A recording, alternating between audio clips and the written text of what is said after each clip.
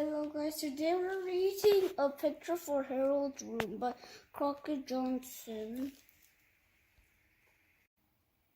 A pictures for Harold's Room. A picture, not a pictures. A picture for Harold's room. By Crockett Johnson. Yeah. Crockett Johnson. I wonder how you're gonna read this book. Because you chose this one, it's not a lot of writing. I want a picture to put on my wall, said Harold. He drew a house with his purple crayon.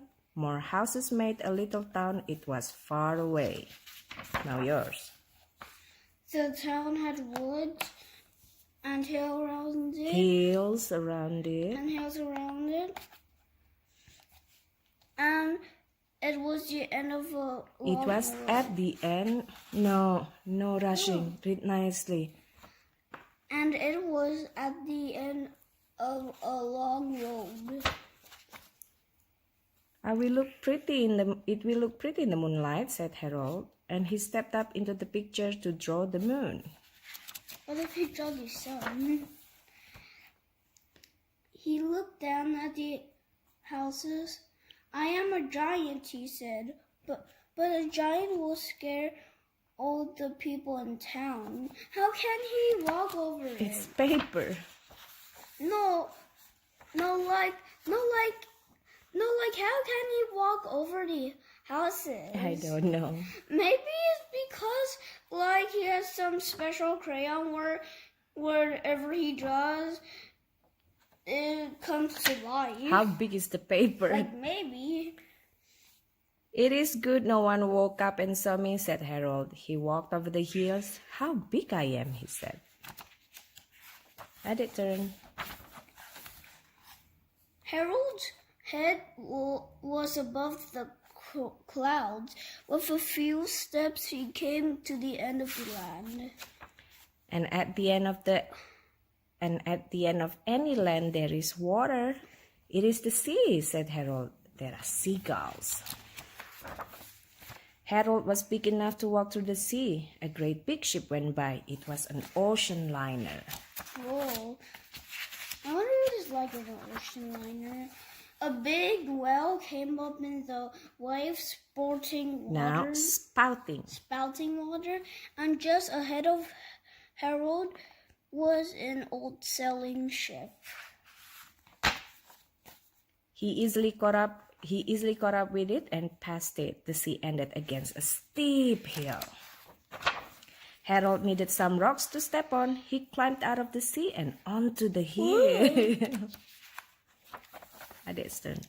Then he saw that That the ship was too near the rocks. He put up a lighthouse to show the sailors. Whoa! Whoa. And he went on It's his like way one of over those high mountains. Harold was taller than the highest mountain. I am higher than anything, he said. Then suddenly No. he thought of airplanes.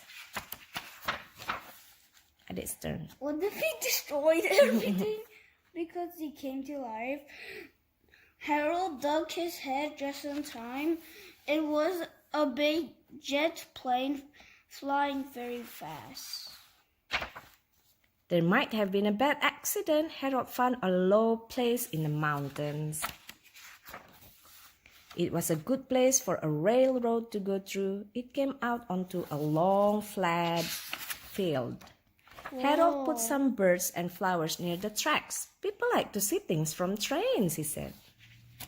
Adik's turn. He went on drawing tracks and birds and flowers, and he had to keep looking out for trains. It was a big job for a small boy, and all of a sudden he saw how small he had become. This is a huge paper. Yeah. He was half the size of a daisy. He was smaller than a bird. How would he get home? He could not wade home through the ocean. He could not climb those high mountains. I knew it. The stuff you dropped. And just then he into. fell into a mouse hole. "Excuse me," he said. "Excuse me," he said to the mouse at its turn. Then Harold sat down on a pebble to think. After a minute or two, he stood up Again. "This is only a picture," he said, and he took his crayon and he crossed it out. "Look, I am not big or little. I am my usual size." But how could he be sure about that? Maybe he's not old yet. At home, he was always his usual size, so he drew the floor No, on the door the door on of his room. Good boy. There was a long mirror on the back of the door. "Yes," said Harold, "I am my usual size." Oh, who's yawning? At his turn. He was glad to be back in his room. He was tired, but he had no picture to hang on his wall. So, before he went to bed, he drew another picture. The end. Wait, you can read this if you want to know. About the author or artist. Crockett Johnson was born in New York and spent his childhood on Long Island. He acquired his art education at New York University and at Cooper Union.